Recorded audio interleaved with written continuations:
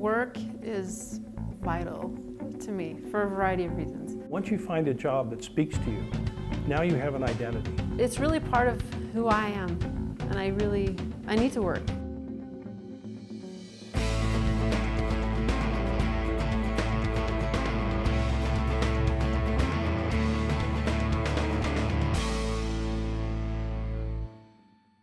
When I was about 18 or 19, I went into the doctor and they diagnosed me with Crohn's disease. And they also told me I have a actually more serious liver disease. And that's kind of a more life-threatening thing. The side effects of the medication were just they interfered and with my life. But I did keep going to school. I struggle with dyslexia.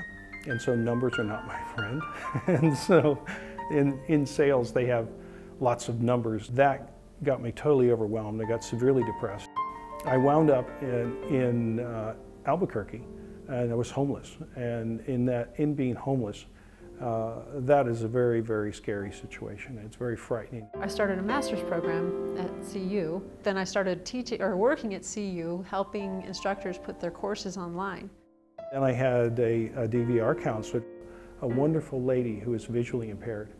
And with her visual impairment, she saw more in me than I ever saw in myself.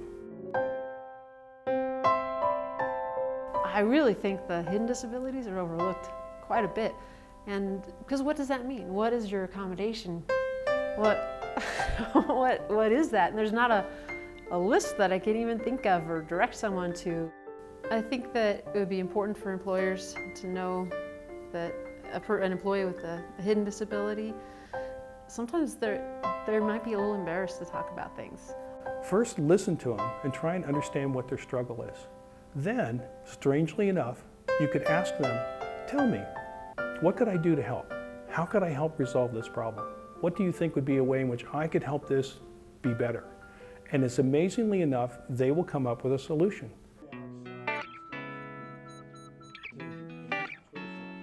It's not a hidden disability, it's a hidden ability. It's trying to find out what their strengths are, not what their weaknesses. I think of myself as me, and I have some diseases, or I have some issues with walking, but that's not who I am. It's just different.